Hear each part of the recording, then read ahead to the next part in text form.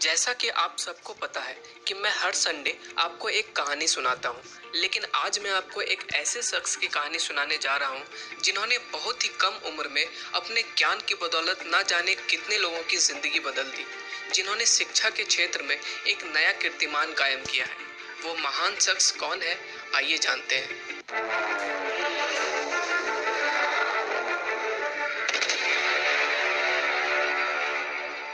जी हाँ दोस्तों, मैं जिस महान शख्स की बात कर रहा हूँ उन्हें लोग खान सर के नाम से जानते हैं।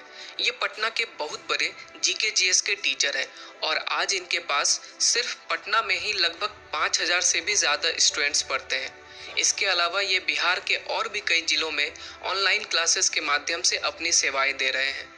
इन्होंने खान जीएस रिसर्च सेंटर के नाम से पटना के सबसे बड़े कोचिंग सेंटर और लाइब्रेरी की स्थापना की है। इसके अलावा ये एक अनाथ आश्रम भी चलाते हैं। इनका मानना है कि इंसान का जीवन दूसरों के लिए समर्पित होना चाहिए, यही इस जीवन का लक्ष्य है। आज इंटरनेट के इस युग में डिजिटलाइजेशन के बढ़ते दौर को देखते हुए इन्होंने अपनी संस्था के नाम पर एक यूट्यूब चैनल भी क्रिएट किया है, ताकि गांव के दूर दराज के इलाकों में भी ये अपने ज्ञान की रोशनी बिखेर सके और देश के कोने कोने में छुपी प्रतिभा को उजागर कर उन्हें एक नई पहचान दिला सके।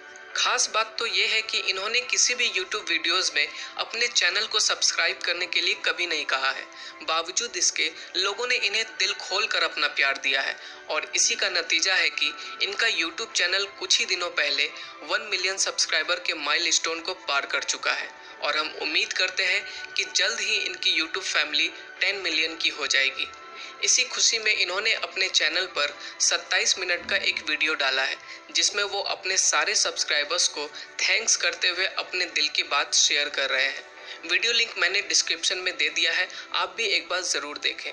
तो दोस्तों, ये तो थी खान सर के जीवन से जुड़ी कुछ अच्छी बातें और उनकी कुछ उपलब्धियां, लेकिन इन उपलब्धियों को हासिल करने के लिए इन्हें कई मुश्किलों का सामना करना पड़ा है। ये सफ़र इतना भी आसान नहीं था जितनी आसानी से आज मैं आपको इनकी उपलब्धियां गिना रहा हूँ।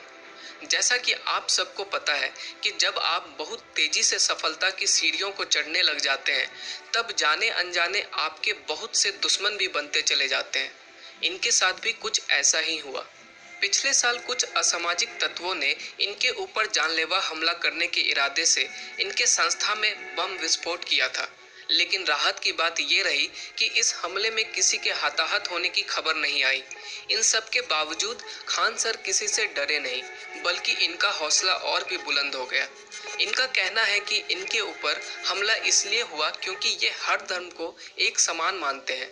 ये अपने छात्रों के साथ ईद भी मनाते हैं और होली भी खेलते हैं, रमजान भी मनाते हैं और दिवाली में पटाखे भी फोड़ते हैं। भाईचारे का इससे अच्छा संदेश और क्या हो सकता है? और शायद इसलिए मैं इन्हें भविष्य का कलाम कहता हूँ। आप गौर करेंगे तो आपको भी डॉक्टर अब्दुल कलाम और खान सर के जीवन में काफ़ी समानताएं मिल जाएंगी। दोस्तों, इनसे जुड़ी और भी कई मज़ेदार किस्से हैं जिन्हें सुनकर आपको थोड़ी हंसी भी आएगी, लेकिन साथ ही साथ आपके अंदर कुछ बड़ा कर गुजरने का जुनून भी पैदा होगा। बात उन दिनों की है जब ये 9वीं कक्षा में पढ़ते थे। तब ये अलीगढ़ मुस्लिम यूनिवर्सिटी स्कूल के एंट्रेंस एग्ज़ाम की तैयारी कर रहे थे। फिर 10th में पहुंचने पर इन्होंने पॉलिटेक्निक की तैयारी शुरू कर दी। उसके बाद 12th में इन्होंने AIEEE की तैयारी की, पर जिस दिन इनका एग्ज़ाम था उस दिन ये सोते ही रह गए और ये एग्ज़ाम नहीं दे पाए।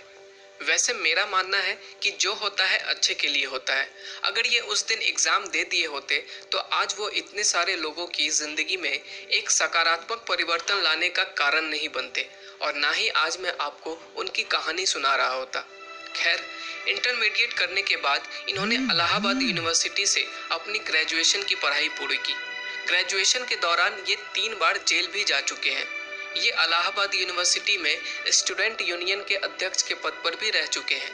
इस दौरान स्टूडेंट्स के हित में लड़ाई लड़ते हुए ये 3 बार जेल भी जा चुके हैं। खान सर पटना के मूल निवासी नहीं है और इस वजह से जब वे पटना आए थे अपनी संस्था शुरू करने के लिए, तब इन्हें रहने के लिए एक किराए के मकान की ज़रूरत थी। ये किराए के मकान की तलाश में एक सज्जन के पास गए और उनसे घर की बात फाइनल कर ली। यहाँ तक कि उन्होंने अपना सामान भी शिफ्ट कर दिया था। लेकिन जब उनके मकान मालिक ने उनके पहचान पत्र पर उनके नाम के आगे खान लिखा हुआ देखा तो वो तुरंत ही भड़क गए और इन्हें तुरंत मकान खाली करने को कहा, ये कहते हुए कि हम लोग मुस्लिमों को नहीं रखते हैं। ये सुनकर इन्हें बहुत बुरा लगा और ये सोच में पड़ गए कि इस मॉडर्न युग में भी ऐसी मानसिकता लेकर लोग अभी भी जी रहे हैं। इसके बाद ये एक और सज्जन के पास गए और इस बार उस सज्जन ने सबसे पहले इनका नाम ही पूछ लिया। तो खान सर ने उनसे पूछा कि आप मेरा नाम क्यों जानना चाहते हैं? तो उस सज्जन ने कहा, क्योंकि हम हिंदुओं को मकान नहीं देते हैं। इन्हें समझ नहीं आ रहा था कि ये किस किस को दोष दें। लेकिन इसके बाद इन्हें कई ऐसे भी मकान मालिक मिले जो जात धर्म से ऊपर उठकर पहले इंसानियत को तवज्जो देते थे। तब इन्हें एक बात समझ आई कि इस दुनिया में ना तो सारे लोग बुरे हैं और ना ही सारे लोग अच्छे हैं। ये कहते हैं कि जब हम लोग गुलाम थे तब हम हिंदुस्तानी थे। ये आज़ादी ने हमें हिंदू मुसलमान बना दिया। इनका कहना है कि एक अच्छा हिंदू वही है जिसे कोई मुसलमान भी गाली ना दे सके और एक अच्छा मुसलमान वही है जिसे कोई हिंदू भी भला बुरा ना कह सके। खान सर पढ़ाने के अलावा सामाजिक कार्यों में भी बहुत ज़्यादा एक्टिव रहते हैं, जिसमें मुख्य रूप से अनाथाश्रम में अनाथ बच्चों की सेवा करना, हिंदुओं की आस्था का प्रतीक माने जाने वाले गायों के संरक्षण के लिए गौशालों का निर्माण करवाना तथा ब्लड डोनेशन जैसे महादान करवाना इत्यादि शामिल है। इस नेक काम के लिए वो समय समय पर अपने छात्रों को प्रेरित भी करते रहते हैं और खुद भी इस महादान में बढ़ चढ़कर हिस्सा लेते हैं। एक बार की बात है, पटना के पीएमसीएच में एक सज्जन को उनकी बेटी के ऑपरेशन के लिए ब्लड की ज़रूरत थी।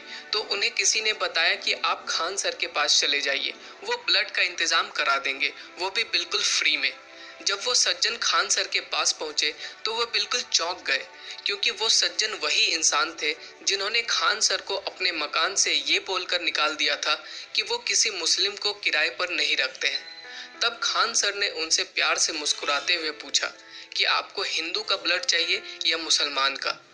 इसके बाद उस सज्जन को अपनी छोटी सोच और संकुचित मानसिकता पर बहुत अफसोस हुआ और इस घटना के बाद से वो सज्जन बिल्कुल बदल गए। अब वो किसी को भी अपना मकान किराए पर दे देते हैं, वो भी बिना नाम और धर्म पूछे। आपकी ज़िंदगी में भी खान सर जैसे कई ऐसे टेम्पररी लोग आएंगे जो एक परमानेंट लेसन सिखाकर चले जाएंगे। तो दोस्तों, ये थे बिहार के लाल, देश के गुमान खान सर के जीवन की एक छोटी सी कहानी, जिन्हें मैं भारत का अगला अब्दुल कलाम मानता हूँ। आपका क्या मानना है? कमेंट बॉक्स में ज़रूर बताएं। उम्मीद है कि आपको ये वीडियो पसंद आया होगा। मिलते हैं अगले संडे एक और नई कहानी के साथ।